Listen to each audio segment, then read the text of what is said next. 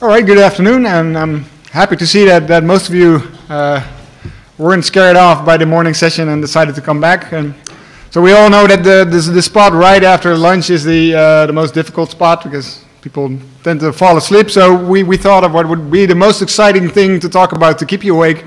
And the most exciting thing we could think of was p-values. Maybe that's a clue that we need to get out more. But all right, but so let's talk about p-values, and as Mark said, so let's talk about how do we interpret a relative risk that comes out of a study. So it could be a relative risk from our risk identification system, as Patrick explained this morning how we should build that, or it could be a relative risk from a paper that we find in a journal, like the paper that we've come back to before. From Opatrny about clopidogrel and GI bleed. And in that paper we see a rate ratio of 2.07 with a confidence interval. And that confidence interval we can see it doesn't include 1. So as we're all trained, that means it's statistically significant, and that gives us a indication that, well, there probably is an effect here. And as Paul also showed you, we've sort of replicated this study in the OMOP databases. In this case, we use the CCAE database, use pretty much the same case control setup, and we found a relative risk and confidence interval that is very similar to what was found in literature. And in fact, the confidence interval that we found falls completely within the confidence interval that was reported in literature. And again, this confidence interval doesn't include 1, and that's, should say, statistically significant. We can compute also the standard error and the p-value, and the p-value in this case is very small, smaller than 0.001, and it's telling us the same thing. That well, it's statistically significant, and as we know, that means that we can safely reject the null hypothesis. So what I'm going to do before everybody falls asleep is I'm going to already jump to my punchline, and the punchline is that, well, this p-value, as we know it, is actually it's not accounting for all the error that is out there. There are a lot of complications in observational studies, residual confounding, and we're not taking that into account where we're computing this p-value. And in fact, if we were to do it, and we're going to show a way that you can take that into account, what we'll find is that for this particular study, what we believe is that the p-value is 0.3. And as we all know, at 0.3, then we're certainly not allowed to reject the null hypothesis anymore. Okay, so now that you know the punchline, let's take a step back. So how did we get there? And what exactly does a p-value mean anyway? So p-value is a probability that we can reject the null hypothesis. And well, almost always the null hypothesis is that there is no effect, that the relative risk is 1. So what would we expect to see if the true relative risk is 1? Well, we would expect to observe a relative risk of 1 or close to 1. So what I'm showing in this graph, on the x-axis is the relative risk, and I'm showing the probability of finding a certain relative risk when the null hypothesis is true. So when the true relative risk is 1. And as I said, it's not always going to be exactly 1 because we have a limited sample size, and just by the luck of the draw, we can find a relative risk that is either a little bit higher or a little bit lower, and the larger our sample size, the more confidence we will be that it's getting very close to 1. And in fact, the standard error of our method can be used to estimate the width of this distribution. So how do we use this distribution in a null hypothesis test? Well, we take a drug, the relative risk of the drug, and we plot it on this x-axis, and then we see which part of that curve falls beyond that relative risk. So what is the probability of seeing that relative risk or something larger than that relative risk? And that area, that probability, is what we call the p-value. Now, the reason I didn't start off with clopidogrel is it's all the way out there. So the area under that distribution curve that is to the right of clopidogrel is very, very small. It's like 10 to the minus to the power of minus 8 or 9, I think. But we usually say smaller than 0.001. Now that p-value calculation that I just showed you, that's basic statistics. That's actually what we always use, or most of us use, when we either publish a paper or do a study. But it's using a theoretical model, and the theoretical model assumes that we have an unbiased estimator, that the only wiggle room that we have, the width of that distribution is only caused by random error, and that any bias and confounding either does not exist, or we have such a sophisticated method that we actually were able to account for all that bias. And so certainly, I don't think any one of us believes that there is no bias in observational data. And me personally, I don't really believe that we have methods that can fully account for that. So we would like to test whether this really is true. And one way we can do that, so what we like to see is that if you have a p-value that's below 0.05, then we would think that if there is no true effect size, we would be rejecting the null hypothesis in maximum 5% of times, because that's our definition of a p-value.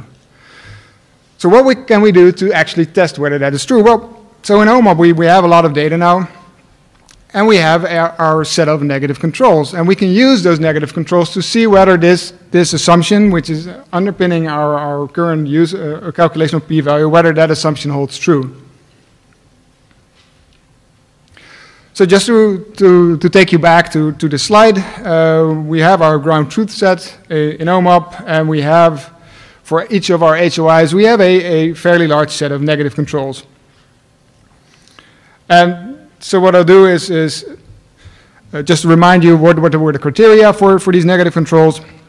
Well, there should be events that were not listed anywhere in any section of the active FDA structured product label. The drug could not be listed as a causative agent in Tisdale, and our literature review should not be able to, should not have shown any study showing a positive association. So if we look at our example of upper gastrointestinal bleeding that we were looking at, one example of a negative control is ketoconazole. So let's take that for example. So what we can do is, so this is the same view I showed you before with clopidogrel. What I did is I zoomed out a little bit. You'll soon see why. And let's use exactly that same case control method on exactly the same data, but now applied to ketoconazole. And well, that went well. It's pretty much where we would expect it to be. But we don't have just one negative control. Let's do it for all negative controls. Oops. That's not exactly what we would have expected. What we're looking at here is we see that 55% of the negative controls have a p-value of 0.05 or smaller. And well, what you would expect, because all of these drugs, we were pretty sure actually don't cause upper GI bleeding, so the null hypothesis should hold true. And if that's the case, then actually 5% of them should have a p-value of 0.05 or lower. Or if this is the case, then we're in trouble, because a lot of the papers that we look at, when we see statistical significance, if we see a p-value below 0.05, that makes us very confident that we can reject an hypothesis and that the study has shown that there is an effect. But if 55% of studies where there is no true effect actually have a p-value below 0.05, that is worrying indeed. So what exactly, is there any way, anything we could do about it? Well, for one thing, we can look just at these estimates, and we can already see that, so the yellow diamond is our clopidogrel example. We can already see that there are a great many negative controls that actually have a relative risk higher than our drug of interest.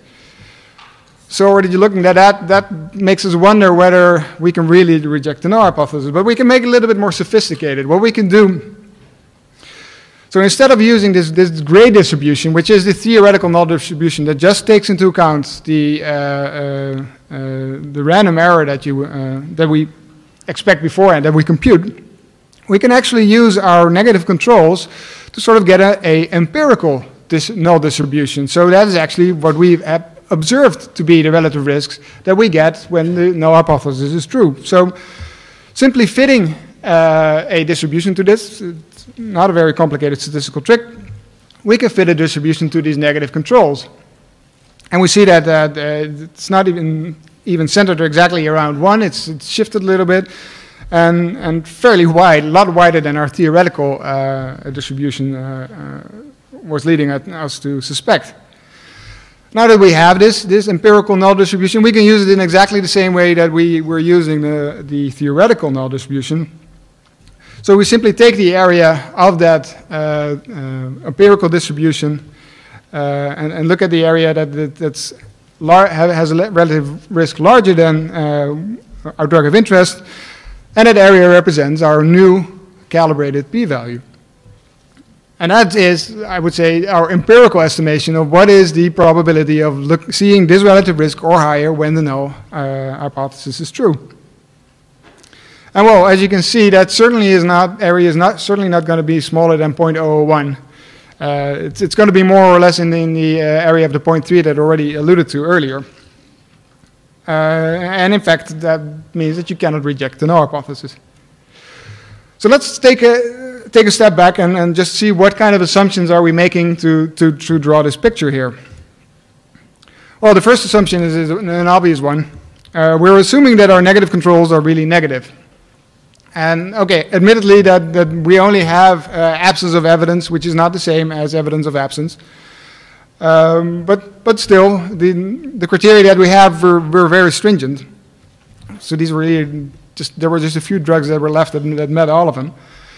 And I don't think that if we were to just pick out some of these blue dots that our findings would change that much. So I think we're pretty robust to that, any small violations to that assumption.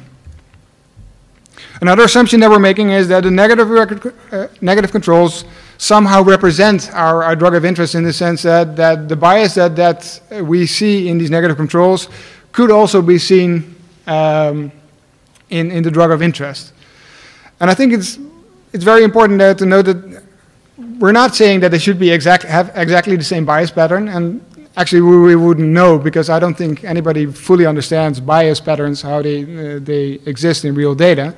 It's just saying that there could be a probability that the same bias is found in our drug of interest. And so one thing that we see that epidemiologists tend to do, so we've already shown these results to some epidemiologists, they like to then start to look at all these blue dots and try to explain them away, saying, oh, I know that dot, I know what causes it. Oh yeah, sure you do, because you know that dot, because that's something really known. For our drug of interest, maybe you don't know, so are you sure that you can rule out that bias doesn't exist there? So I would be in favor of just including as many things as possible and not trying to select out that. Another assumption that we're making is that the method and the parameter that we're using is applicable to all these drugs. Please keep in mind that we're looking at, we're always applying it to the same outcome. So I don't think that's a big problem. I think and I know that there are people out there that are saying that some drugs you can't use a certain method for. I think our results this morning showed that, well, maybe that's not always the case. But anyway, I don't think it's a very big problem if you don't fully believe this assumption. If beforehand you could specify which drugs you don't think you should use this method for, you should kick them out. But you should do it beforehand, not after you see the results and then based on what you don't like, throw them out. The last assumption that we're making currently is that we're now assuming that all the negative controls have the same sample size, so that the exposure to all the drugs is similar. And that's, of course, is a little bit of a silly assumption, but we certainly don't need to make it. So what I'm going to do now is we're sticking basically to the same approach, but I'm going to make it a little bit more complicated just to account for this fact. But so if the next couple of slides you don't find very interesting, that's not that important. It's just an extension of this same approach. Because what I would like to do is I would now like to tease out the error that we are representing in our null distribution and divide it into two components. One is truly random error, which we normally have or are already accounting for in our theoretical null distribution. And on the other hand, the more systematic error that apparently is some bias that is either inherent to the data or to the method.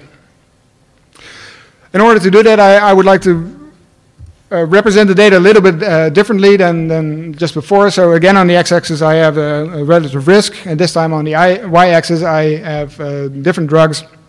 And what I'm showing here is the point estimate of clopidogrel. And so the tiny little black lines that you see coming out of the side, that's the confidence interval. And so this confidence interval does not intersect with the one line here, with one. So that tells us again the same thing, that it's statistically significant when using the theoretical null hypothesis testing. Well, so let's just take a look at all of our negative controls instead. So this is exactly the same dots that I showed you before, but this time I'm showing their confidence intervals. And you're seeing here exactly the same thing. So the blue dots with the blue lines represent negative controls where the confidence interval intersects with 1, and the orange ones are the ones where they don't. And I already told you 55% of these negative controls are statistically significant, so their confidence interval doesn't intersect with 1. So what I'm now going to do is I'm going to fit a distribution again to these negative controls, but this time I'm going to take these confidence intervals into account. And what I'm using for that is a mathematical technique that's pretty similar to meta-analysis for random effects. So basically, if a negative control is all the way out there, but has a very wide confidence interval, it wouldn't, in this case, contribute a lot to the distribution, whereas things that have a narrower confidence interval would contribute more.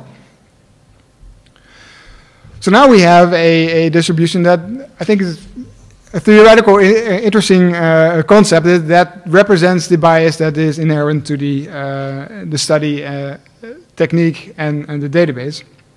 And we can use this distribution now, again, for our null hypothesis testing. So if we just pick random goalposts on this distribution, so in this case I just colored in everything higher or lower than 1 standard deviation from the mean. What we could then do is, instead of comparing the confidence interval of each of these point estimates with 1, we can compare whether or not the confidence interval intersects with the area that falls between these two goalposts. And if we do that, well, actually, the reality is that we're making it the mathematics behind it is a little bit more complex. We're not picking 1 point on this distribution, but we're basically looking at all points and using the integral. But I'm going to spare you the mathematical details. Basically, this is what we do. We compare the confidence interval of our point estimate with this distribution. And if we do that, all of a sudden we see that, well, a lot more of our negative controls are no longer statistically significant. They no longer have a p-value below 0.05. And in fact, so before, when we were just using our theoretical null calculation that we normally use, we saw that 55% have a p-value below 0.05. If we apply this technique and taking into account sample size like we do right now, we see that the empirical null distribution gives us a p-value below 0.05 in just 6% of the cases. So we would expect 5%, but well, that would be a bit hard. You need half of a negative control on one side. So 6% is good enough, I think. So that's a much better calibration.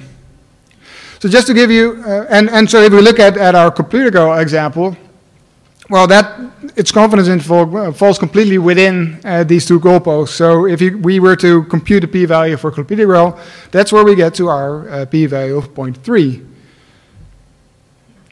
So yet another way of looking at the same data.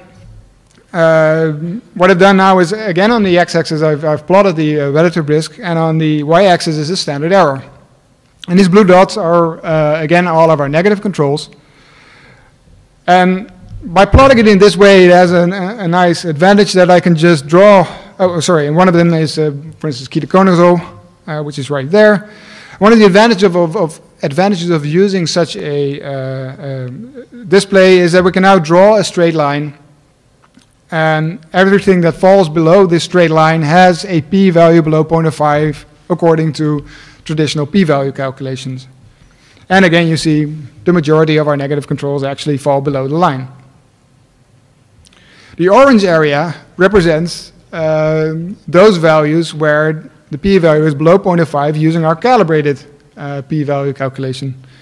And so what you're seeing here, of course, it's interesting. It sort of tries to avoid the blue dots, but not entirely, because we still want to have a 5% possibility of accepting the null hypothesis with a p-value of 0.05.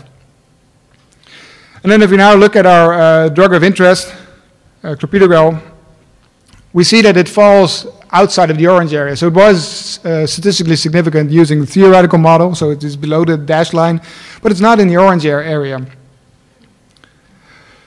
One other thing that I think is very interesting, I hadn't even thought about it before for creating this picture, is that there is also, what you see in this picture, an area going from, what is 0.6 to well, almost relative risk of 3, that no matter how large your sample size is going to be, so no matter how small your standard error is going to be, it will never be statistically significant according to this technique. It's basically saying that the bias is, that we see in the database and is being produced by this method, is so large that within that area we cannot distinguish between what is either bias or a true effect. So again, without calibrating, for 55% of our negative controls, the p-value was below 0.05. When calibrating, that went down to 6%, which is much more acceptable. And for our clopidogrel example, we started off with a p-value of smaller than 0.001. And after calibration, it's 0.3. Right. Okay, so this is another one of our famous OMOP, very complicated graphs. So what you'll find included in your handout is a cheat sheet to the different graphs that we'll be discussing this afternoon. And so this graph is the first graph on that sheet.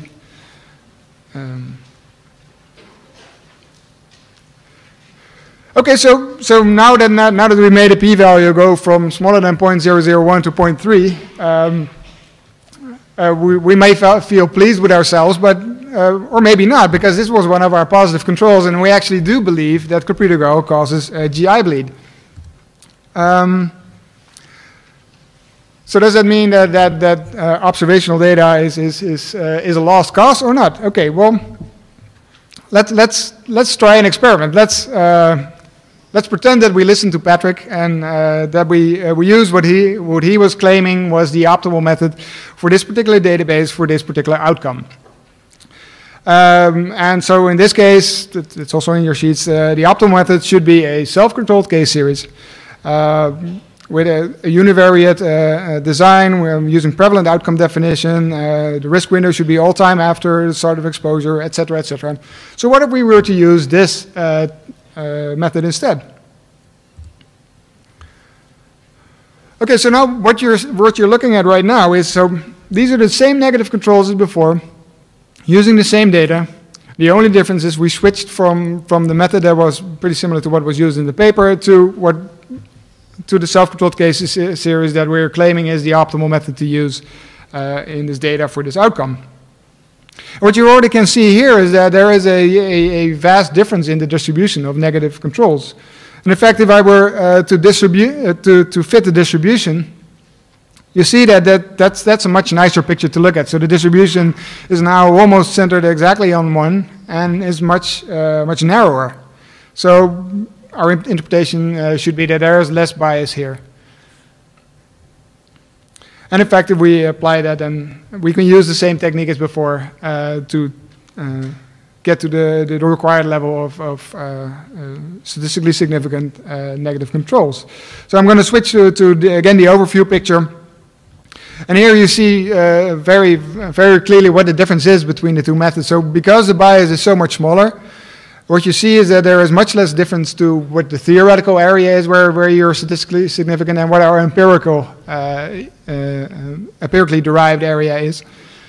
Except for this little part in the middle, where there actually is a difference, and that is making all the difference. So before we did the calibration, still 33% of our negative controls had a p-value below 0.05, even though the bias was much smaller. After calibration, we have a p-value of 9% of our negative controls have a p-value below 0.05. And again, it's not exactly 5%, but it's getting a lot closer. Before, the p-value was really small, 0.001. But after we calibrate, we still have a p-value of 0.01. And as we can also see in the graph, the yellow diamond falls into the orange area. So in this case, we can say that it is statistically significant. So using exactly the same data, looking at exactly the same drug of interest and an outcome of interest, but just using a different method, we can now really learn something from the data. Whereas before we couldn't really say anything, now we can say we can reject the null hypothesis.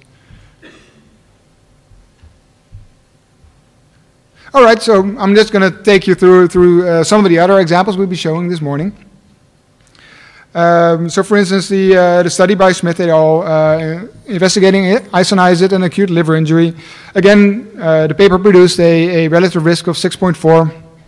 And we in OMOP replicated that study using the Medicare database, and we found a relative risk that's very close to what was published, a relative risk of 4. And let's see, again, play the games, the same game. Can we really reject the null hypothesis here? So for acute liver injury, we had less negative controls, so that's why you're seeing less dots here.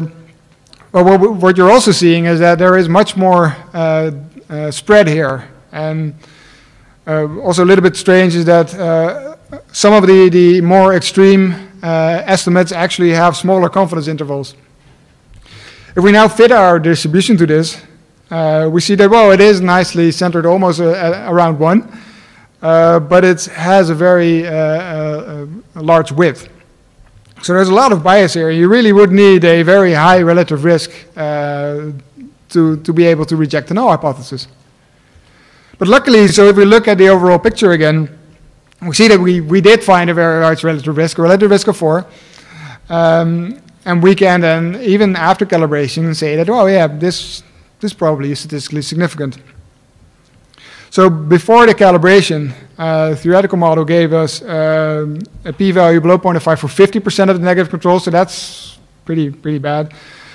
When calibrating, we now get a p-value below 0.05 for 3% of our negative controls.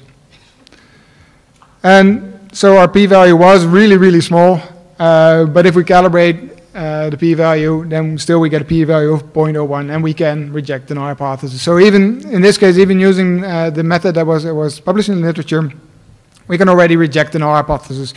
I would just like to go through the thought experiment. Okay, let's take the optimal method that was presented this morning. So that will be observational screening, comparing 30 days after start of exposure to 30 days before, and including the first day of exposure. So what would happen if we were to use that method instead?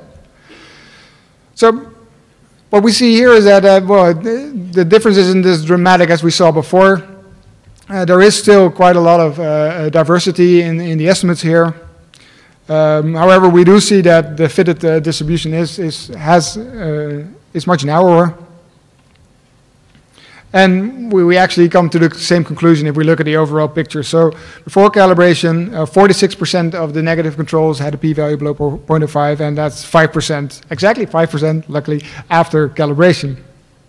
P-value was very small and still below 0.05 after calibration. Okay, so I'm just going to keep on going through the examples. Another example was the paper by Griffin and all investigating ibuprofen in acute renal failure. using a case control, and so we replicated that in OMOP using the Medicaid database, and we found a relative risk that was pretty similar to what was in the literature. And this might be quite a surprising distribution of negative controls. So if we fit our distribution to that, we not only see that there is a large diversity, but there also is a very large positive bias to this method, at least, and maybe to the database. So just applying this method to any drug outcome pair where actually there is no effect, we pretty much in general find that there is a elevated relative risk. So that's a very tricky thing, I think. And what we also see is that if we try to see if after calibration we are still that confident in rejecting the null hypothesis, we see that no, there is no way that we could ever reject the null hypothesis here, because our estimate is really right in the middle of this distribution of negative controls. So before calibration, 49% was statistically significant. After calibration, 3%. We went from a p-value that was smaller than 0.001, so highly statistically significant. But after calibration, the p-value is 0.66, and so that's a bit worrying. Again, this is one of our positive controls. We would have been like to be able to reject the null hypothesis. So again, we go to Patrick and ask him what is the optimal method to use. Patrick would say observational screening, of course. Comparing 30 days after start of exposure to 30 days before and including first day of exposure. So let's apply that method. Well, that still doesn't look very good. If we fit the distribution, we find that it's not as wide, but still this positive bias. So that's sure I'm sorry we don't really know what to make of that. We're just observing at this point in time. But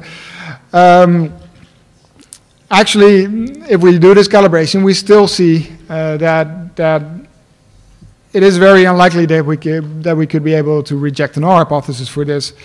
So 78% of our negative controls actually had a p-value below 0.05 when just using the theoretical model. After calibration, that was 5%, so that's a lot better. But that also means that our drug of interest, which had a p-value below 0.01, now has a p-value of 0.60. So even using the optimal method, we are not able to reject the null hypothesis for this.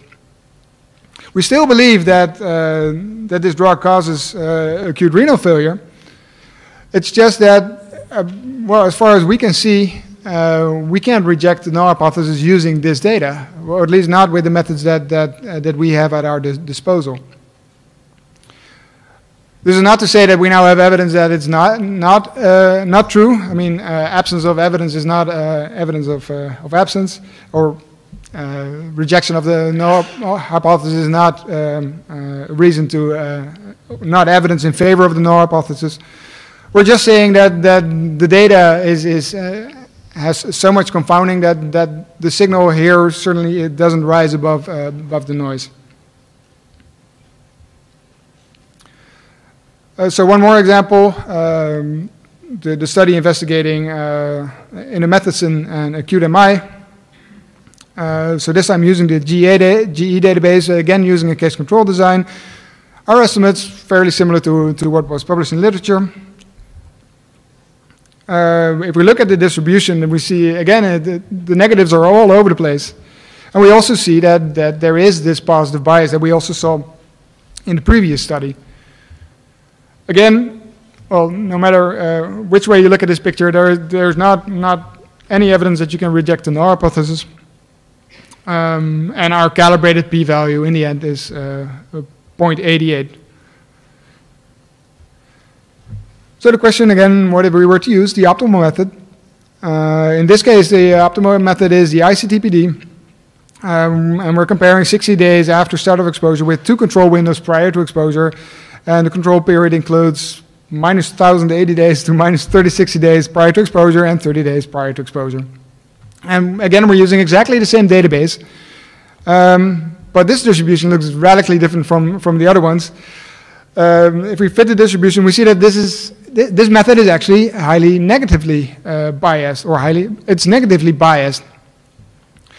And if we look at our estimate, that even though the estimated relative risk is around 1, it's getting close to being statistically significant just because the rest of our negative controls are so much lower than 1. So before calibration, 40% is statistically significant. After calibration, 2%. The p-value after calibration is still 0.70. 17%. So we still cannot reject the null hypothesis, in spite of the fact that this is a true positive signal. A positive control. So we would expect that it's a true signal. Okay, so just a recap of what I just told you.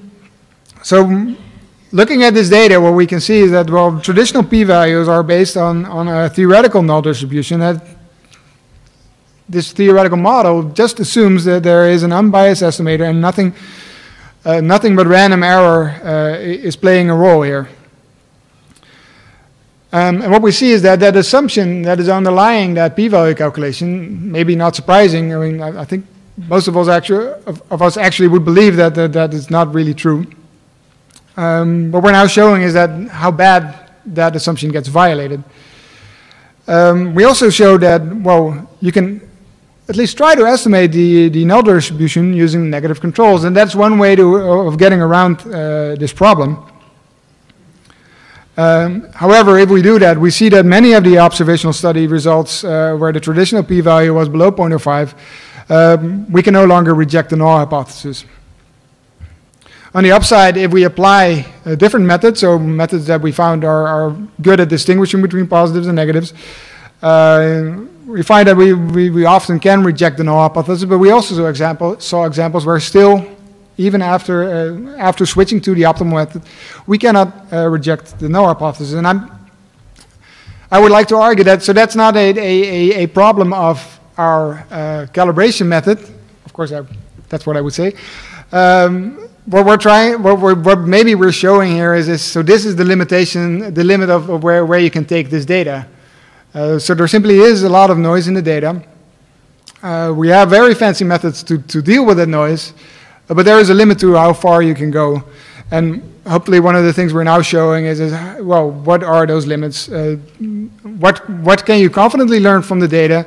And where actually should you not be so confident, whereas in the past we might thought we were really very confident.